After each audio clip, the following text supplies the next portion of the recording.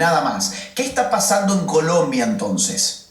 En Colombia hubo un proyecto de reforma tributaria que de golpe incendió todo. ¿A quién se le ocurre también hacer un proyecto de reforma tributaria en este contexto?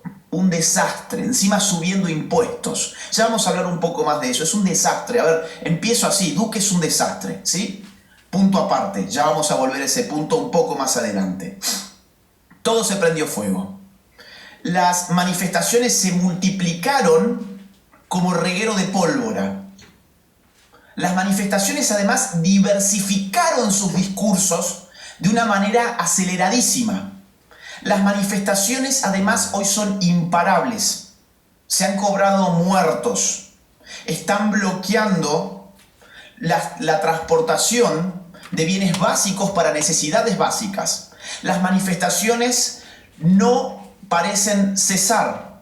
Parece que las manifestaciones no van a detenerse. ¿Hasta cuándo? Bueno, ahí es cuando podemos empezar a delinear este esquema. Un chispazo, la pólvora se enciende, todo se incendia, se diversifican los discursos y nadie sabe cómo apagar el incendio. ¿Saben dónde pasó eso? Muy recientemente, en Chile. Lo que está pasando en Colombia es, en algún sentido, muy similar a lo que pasó en Chile desde octubre del año 2019 hasta el referéndum por una nueva constitución nacional. ¿Saben dónde más pasó esto? En Estados Unidos. El acontecimiento en Estados Unidos se llamó George Floyd. En Chile, el acontecimiento fue la subida de 4 centavos de dólar del metro. En Estados Unidos, el problema racial fue el disparador de un estallido imparable que de golpe cesó cuando Biden ganó las elecciones. De golpe, se desarmó.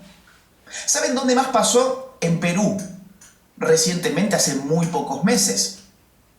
Cae un presidente por corrupto, el Congreso constitucionalmente elige a su sucesor no es progresista y esto estalla por todos lados. ¿Cuándo se detiene? Cuando el sucesor del presidente caído también cae por las manifestaciones imparables y el Congreso ahora sí pone un presidente progresista. De golpe todo se aquieta. Ya nadie habla más del dictador, ya nadie habla más de la ilegitimidad del Congreso para escoger a un sucesor. Todo se calma. ¿Sabe dónde más pasó esto? En Ecuador. También allá por octubre del 2019. Un conflicto indígena vinculado con los recursos petrolíficos incendió a Ecuador y tuvieron que trasladar la capital, al gobierno lo tuvieron que trasladar, mejor dicho, desde Quito a Guayaquil durante varios días. Y esto está pasando ahora en Colombia. Y ya había pasado algo similar como contagio del episodio de Ecuador y del episodio de Chile allá por noviembre del año 2019 más o menos. Ustedes recordarán. Aquí hay algo interesante, que es que el expresidente Álvaro Uribe, en un tuit, ha mencionado un concepto y se ha convertido en el hazmerreír de toda la progresía colombiana. Ese concepto es el concepto de revolución molecular. Hago este brevísimo corte comercial para comentarte que este video está patrocinado. Yo pienso que Uribe no sabe de lo que estaba hablando. No creo que Uribe haya tenido en claro de qué estaba hablando cuando hablaba de revolución molecular. Lo que sí voy a decir al respecto es que esas acusaciones de que la revolución molecular es un invento de neonazis, fascistas, reaccionarios, conspiranoicos, es propio de un ignorante. Quien diga que la revolución molecular como teoría es una teoría de la conspiración es un pobre ignorante. Y no es un ignorante a secas, porque un ignorante a secas somos todos. Yo ignoro cosas de la física, yo ignoro cosas de la química porque no me dedico a eso. Pero como no me dedico a eso, no me mofo de eso, no me río de eso, no no tengo una pose de que me puedo reír de cosas que no entiendo y que no sé. Bueno, al contrario, los estúpidos ignorantes o los ignorantes que son estúpidos e imbéciles, lo que hacen es reírse de cosas que no entienden. ¿Por qué digo que no entienden qué es una revolución molecular? Porque la vinculan con teorías de la conspiración, cuando la revolución molecular es una teoría que emerge de las izquierdas postmodernas posteriores a mayo del 68. Fundamentalmente en la pluma de dos filósofos franceses, Félix Guattari y Gilles Deleuze, que juntos escribieron una obra muy importante que contiene libros como El Antiedipo, contiene libros como Mil Mesetas o la compilación de ambos que se llamó Capitalismo y Esquizofrenia. Y ellos han avanzado con esta idea de la revolución molecular. Incluso hay un libro, de Félix Guattari titulado La revolución molecular. Esto no es una teoría de la conspiración de las derechas trasnochadas y conspiranoicas, valga la redundancia. La revolución molecular es una estrategia para la toma del poder que ha sido delineada por filósofos posmodernos, específicamente franceses en este caso. Por lo tanto, todas esas burlas contra el concepto de revolución molecular, vinculándolo con neonazis y con trasnochados conspiranoicos, esas burlas son propias de un ignorante que, además de ser ignorante, es un total imbécil, porque se ríe de lo que no entiende y se ríe de aquello que ni siquiera se ha aproximado a estudiar. Ahora, ¿qué propongo yo en este video? Propongo que leamos un poquitito de esto. Nos va a venir bien para poder entender de qué va esto de la revolución molecular, que yo creo que caracteriza bastante bien lo que está pasando en Colombia, qué es lo que pasó en Chile, qué es lo que pasó en Perú, qué es lo que pasó en Ecuador y qué es lo que pasó en los Estados Unidos. El concepto o el término de revolución molecular lo vamos a dejar así como está, revolución molecular. Y digo esto porque hay gente que habla de revolución molecular disipada. Yo me voy a ajustar a la teoría, al marco teórico de Félix Guattari. Entonces no le voy a agregar lo de disipada porque Félix Guattari no habla de revolución molecular disipada y en todo caso eso proviene de otros marcos teóricos. Pero yo me voy a ceñir específicamente a Félix Guattari, que nos va a hablar de revolución molecular. Es muy importante que ustedes entiendan que este tema es muy complicado, y como es muy complicado es muy difícil de explicar. Yo voy a hacer mi mayor esfuerzo para que esto quede relativamente claro, y voy a leer algunos pasajes de forma muy rápida para que ustedes vean de qué va esto. Bien, vamos a ver, por ejemplo, página 34. Dice Félix Guattari, los cambios sociales en el futuro serán, como yo creo, absolutamente inseparables de una multitud de revoluciones moleculares. O sea, estaba previendo que la forma que iba a tomar la lucha política ya no iba a ser molar. Ellos, Guattari, Deleuze, etc., distinguen entre lo molecular y lo molar. Por ejemplo, una revolución comunista clásica es una revolución molar, es una revolución de gran escala, es una revolución, diríamos, macropolítica, es una revolución que involucra a grandes masas unificadas bajo un mismo liderazgo. Por ejemplo, las clases sociales. Una revolución de clases guiada por las vanguardias comunistas es una revolución molar, de largo alcance, de gran escala.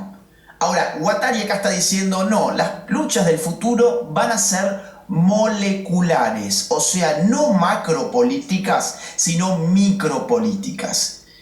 Y aquí, por molecular, entonces, tenemos que aproximar la noción de algo que es más bien diminuto, de algo que es a baja escala. Algo que es a baja escala pero que se va multiplicando y que termina siendo una gran escala porque por eso es revolución, si no, no sería revolución. Pero es molecular por su forma, por la forma en que lucha y por la forma en que se expresa, que no va de manera unificada como un partido de clases al frente, sino que se expresa molecularmente como distintos nodos que caóticamente son arrojados al incendio como gasolina arrojada a las llamas. vamos a ver otro fragmento más y yo voy a ir explicándolo así. Voy a ir explicando y traduciendo esto porque es realmente complejo si uno no conoce estos marcos teóricos. Bien, página 36. El capitalismo explota la fuerza de trabajo de la clase obrera y manipula en su beneficio las relaciones de producción, pero también se insinúa en la economía deseante de los explotados. La lucha revolucionaria no puede circunscribirse solo al ámbito de las relaciones de fuerza perceptibles. Debe, por lo tanto, desarrollarse en todos los niveles de la economía deseante contaminados por el capitalismo, en el ámbito del individuo, la pareja, la familia, la escuela, el grupo militante, la locura, las prisiones, la homosexualidad, etc. Claro, lo que hace Guattari acá es reemplazar una visión clásica de lo económico que refiere al sistema productivo y en su lugar pone la noción de economía deseante para poder llevar la estructura conflictual de lo económico al campo de lo micropolítico. La pareja, la individualidad, la orientación sexual, la relación con los padres, todo esto que estaba aquí mencionado.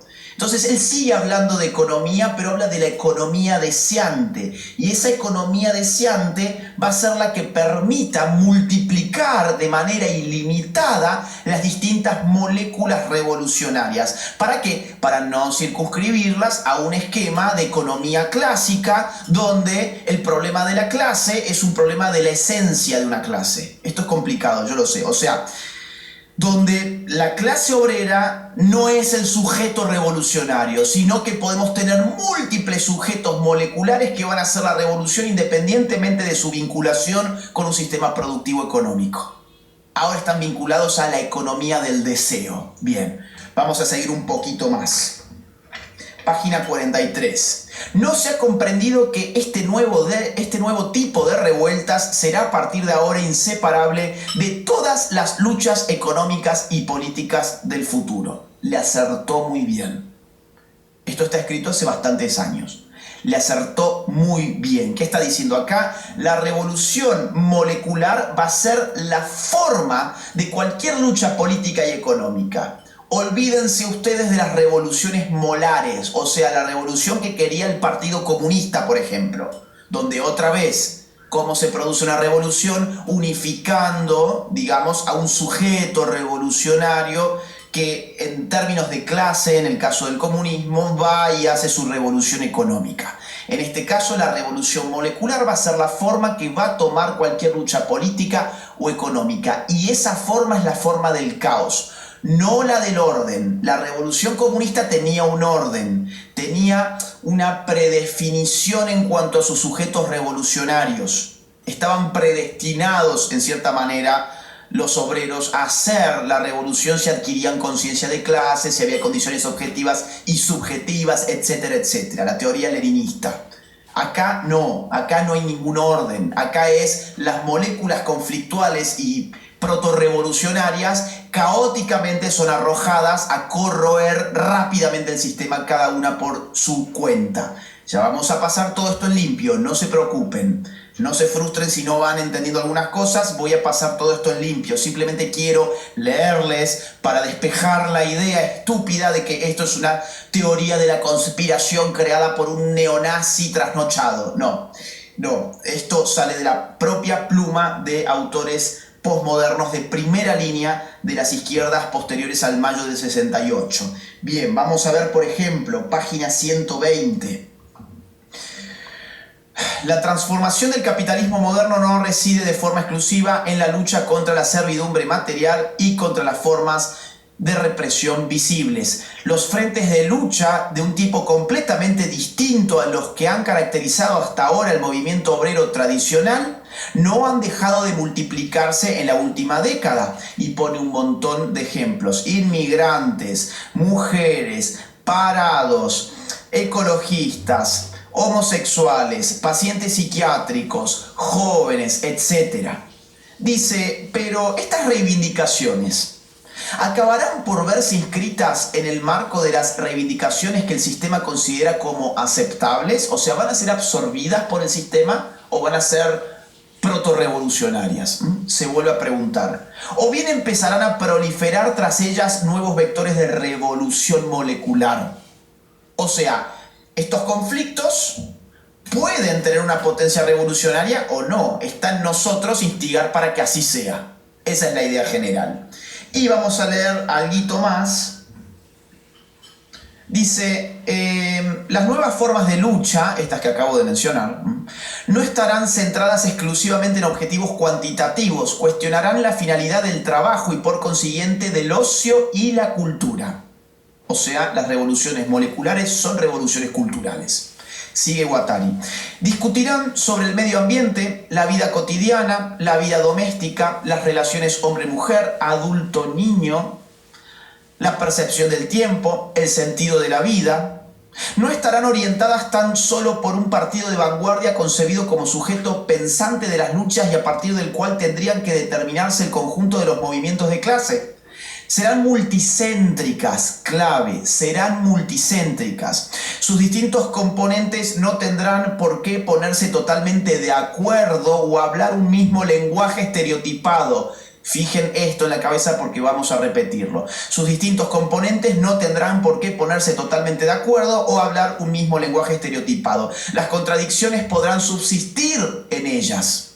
No se limitarán a los marcos nacionales, afectarán también a los conjuntos sociales que desbordan por todas partes las entidades nacionales. Ahora mismo, toda perspectiva de lucha formulada exclusivamente dentro del marco de una nación neutraliza por adelantado la propia eficacia. Los partidos y grupúsculos reformistas, así como los más revolucionarios que persiguen la toma del poder político del Estado como único objetivo, se condenan ellos mismos a la ineficacia más absoluta. No se articularán estas nuevas formas de lucha en torno a un único corpus teórico. Sus distintas partes elaborarán cada una a su escala, cada una a su propio ritmo, los modos de semiotización apropiados para definir y orientar la acción. Vamos a pasar entonces todo esto que hemos leído hasta ahora en limpio en ciertas características que toma la lucha o la revolución molecular. Y vamos a pasarlo en limpio primero que nada de esta forma. La izquierda, después del 68, dio paso a dos estrategias políticas. Número uno, la que podemos llamar la estrategia hegemónica, que está muy bien trabajada por Ernesto Laclau y por Chantal Mouffe, siguiendo el paradigma de Gramsci. Esa estrategia, que la voy a explicar en un segundo para contrastarla con esto que acabamos de leer, la estrategia hegemónica, de lo que se trata es de articular demandas políticas diferentes, anudándolas en aquello que pueden tener de equivalente. La estrategia hegemónica trata de encontrar y trata de fabricar equivalencias entre demandas políticas y sociales que son distintas. Ustedes imagínense una cadena. Una cadena tiene distintos eslabones. Lo que necesita la estrategia hegemónica es ir colocando un eslabón dentro del otro para ir anudando esa cadena, para que esa cadena se vaya haciendo cada vez más larga y más fuerte. Entonces, un proceso hegemónico, por ejemplo, sería el de anudar la demanda feminista con la demanda LGBT. Anudar estas demandas a su vez con la demanda ecologista.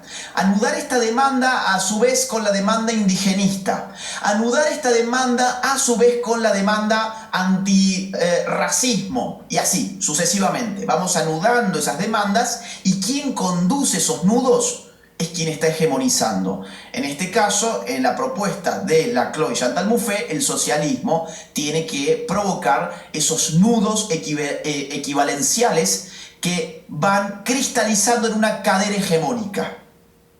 Pero hay un director de orquesta, hay alguien que, digamos, pone en marcha y digita, ahí está, esa es la palabra, digita ese proceso. Se encarga cuidadosamente de él y todo tiene que funcionar de forma anudada. Ahora, la revolución molecular es la otra gran teoría o gran estrategia de las izquierdas después de mayo del 68. Mayo del 68 fue una revolución molecular. No voy a hablar ahora de eso, pero en algún momento puedo dar algún ejemplo más para que esto quede claro. ¿Por qué es distinto a la revolución hegemónica o a la estrategia hegemónica? Bueno, es distinto porque la revolución molecular ya no quiere anudar esas cadenas, perdón, esos eslabones en una cadena. No quiere una cadena. Quiere que cada eslabón pueda expresarse de forma caótica, pero de forma revolucionaria. Todos apuntando a corroer un mismo poder o un mismo sistema, pero no todos anudados, sino cada uno explotando por su lado. Por eso hoy en Colombia hay muchos tontos útiles que dicen, no, esto no tiene que ver con las izquierdas, esto no tiene que ver con las derechas, yo voy por este motivo, yo voy por este otro motivo. Claro, nadie está siguiendo un programa, ya lo vamos a ver. Nadie está siendo, digamos, unificado hegemónicamente para tomar una conciencia del proceso que se está desplegando. Nadie está bajo el amparo hegemónico de una fuerza política. Por eso se genera la ilusión de que esto en verdad, es algo que estalla en sus distintos nodos de distintas formas. Y es algo muy complejo, entonces tenemos que abandonar el análisis. Eso es prácticamente lo que dicen, ya me veo venir en algunos comentarios de acá. No, Colombia es un caso aparte. Obviamente, cada uno es un caso aparte. Es decir, cada país, cada sociedad tiene su especificidad. La sociedad peruana, la sociedad estadounidense, la sociedad argentina, la sociedad chilena, etcétera, etcétera. Claro, y en caso de Colombia hay además agravantes como la historia con la FARC, el supuesto proceso de paz con la FARC, la relación con Venezuela, la proximidad con Venezuela, etcétera, etcétera. Yo entiendo que hay especificidades en el caso, pero cuando uno analiza tiene que abstraer, y abstraer significa dejar de lado algunas especificidades para encontrar un hilo conductor entre distintos fenómenos que están pasando prácticamente al mismo tiempo en distintas zonas del continente. Entonces, retomo el hilo, vuelvo a donde estaba. La revolución molecular se diferencia de la estrategia hegemónica en cuanto no pretende anudar estas distintas demandas, sino que las arroja todas al mismo tiempo y de forma caótica. Segundo punto, la revolución molecular no es jerárquica, no tiene una jerarquía, no hay una raíz de donde cortar el problema. En este sentido, la revolución molecular se vincula a un concepto, a una noción, mejor dicho, también de Deleuze y de Guattari, que es la noción del rizoma. Ellos distinguen entre lo rizomático y lo arborescente. Claro, el árbol tiene una estructura bien definida, jerárquica, lineal, empieza de abajo y va hacia arriba, sigue una estructura. Tiene una raíz, un fundamento, está territorializado. En cambio el rizoma, por ejemplo, la papa es un rizoma. El rizoma le crecen raíces por cualquier lado, se multiplica sin ningún orden preestablecido. Eso es, se multiplican sin ningún orden preestablecido. El árbol crece en armonía. Entonces, cuando una revolución es como la revolución comunista, por ejemplo, hay una jerarquía. ¿Por qué? Porque hay un orden en esa revolución. Entonces, acabar con esa revolución es tanto como acabar con quienes están en los altos mandos de la jerarquía. Así cortamos de raíz. Por ejemplo, las FARC pierden a sus líderes, estoy pensando por ejemplo en Reyes, y es un golpe terrible. Bueno, ahora, ¿cómo golpeamos terriblemente una revolución molecular? Imposible. ¿Por qué? Porque no tiene líderes. No tiene jerarquías en las calles. La revolución o la estrategia hegemónica sí va haciéndose de líderes que se van haciendo visibles. La revolución molecular no. Bien, tercer punto, la revolución molecular no es representativa. Es decir, no hay representantes. Más allá de liderazgos, no hay representantes. Y al no haber representantes, no se puede cortar el nexo entre representado y representante. No se puede afectar ese nexo, porque si se pudiera afectar ese nexo, pues entonces se podría estropear la revolución molecular. Pero como no hay representantes, porque la gente se hace presente en la revolución molecular sin mediar ningún representante, pues entonces acabar con una revolución molecular es mucho más difícil. Cuarto punto, no son revoluciones programáticas. Recién les mencionaba el Mayo francés. Yo creo que Mayo francés puede haber sido, digamos, el ejemplo más claro de una revolución molecular en el siglo XX. El Mayo francés no tenía ningún programa. De hecho, así se vislumbraba en sus eslogans. Seamos realistas, demandemos lo imposible. O, por ejemplo, la imaginación al poder. ¿Cuál es el programa? No lo sé. La imaginación al poder. De hecho, a Cohn-Bendit, o sea, el líder, en este caso, había una cara visible. Por eso digo, fue una revolución molecular muy clara, pero en este caso tenía un liderazgo porque, digamos, fue una de las primeras revoluciones moleculares. Igualmente, cortado ese liderazgo no iba a pasar nada porque no era un liderazgo que estuviese sosteniendo realmente lo que pasaba. Era la cara frente a los medios, nada más. Y Cohn-Bendit, también conocido como Daniel Rojo, cuando un periodista francés le pregunta ¿y cuál es el proyecto? ¿Cuál es el programa de la revuelta que ustedes tienen? Y Cohn-Bendit le responde, no hay programa. Si yo tuviese que pensar y poner en marcha un programa, todo lo que estamos haciendo se pararía de repente. Claro, la fuerza está en no tener ningún programa, en ser una mera fuerza destructiva. En no proponer ninguna construcción programática, sino en destruir, simplemente destruir. Y esto es lo que ha tenido lugar en las revoluciones moleculares que hemos visto en los últimos meses en nuestra región. Por ejemplo, Chile. En Chile lo que se demandaba era un montón de cosas, pero no había ningún programa. Queremos una nueva constitución. Y a ver, ¿cuál es el programa que ustedes quieren llevar esa nueva constitución? No lo sé, pero queremos una nueva constitución porque esta es la de Pinochet. Bueno, ese es un ejemplo de un no programa. O por ejemplo, en Perú, ¿cuál era el programa? No, es que pasa que han tirado un presidente que era un corrupto y entonces el Congreso ahora ha puesto un dictador. ¿Y cuál es el programa? No lo sé. No hay programa. Número 5. Acá la revolución molecular implica el concepto de multitud. Si bien en este caso Guattari no lo utiliza, sí proviene, de otros teóricos, post-marxistas también, pero en este caso de un italiano, Antonio Negri, Imperio, también lo sugiero, repasar un poquito Imperio, donde desde un post-marxismo muy particular, muy italiano, lo que van a decir es, oigan, basta con esto de las clases sociales, acá hay que empezar a hablar de las multitudes. La multitud tiene que ser el sujeto revolucionario. La multitud es multiplicidad. Todo lo contrario de la unificación que pretendía, por ejemplo, una revolución comunista, la unificación de la clase que toma conciencia de clase, o por ejemplo, un esquema guerrillero, unifica a un grupo. Forma a un grupo. En este caso, la multitud, cuanto más múltiple y más diversa resulte, más moléculas caóticas va generando. Entonces, la revolución molecular, al contrario de las revoluciones clásicas, no apunta a una uniformización del espacio revolucionario, sino que está intentando constantemente de diversificarlo para multiplicar la molecularidad del acto revolucionario. Y finalmente, el último punto que quiero mencionar de esto es que todo lo que he dicho no significa que esto sea ni enteramente programado. Ya hemos visto, no es programático, pero tampoco significa que sea enteramente espontáneo.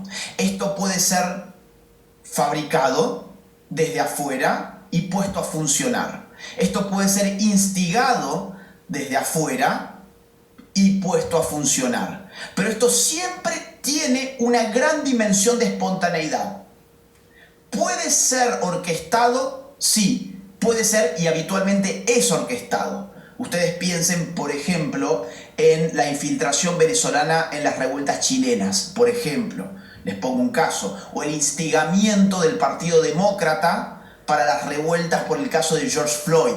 ¿Sí? Esto puede ser instigado e incluso organizado por estructuras jerárquicas, estructuras uniformes, arborescentes, etc.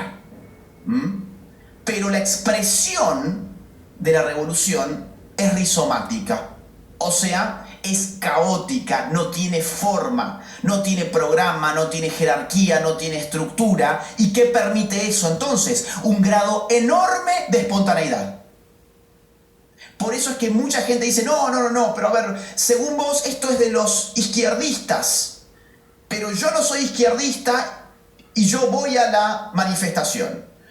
O mi amigo no es izquierdista y él va a la manifestación también porque va por otro tema. Es que precisamente lo molecular moleculariza los temas y los nodos políticos para que pueda generar esa espontaneidad. Ese es el truco precisamente.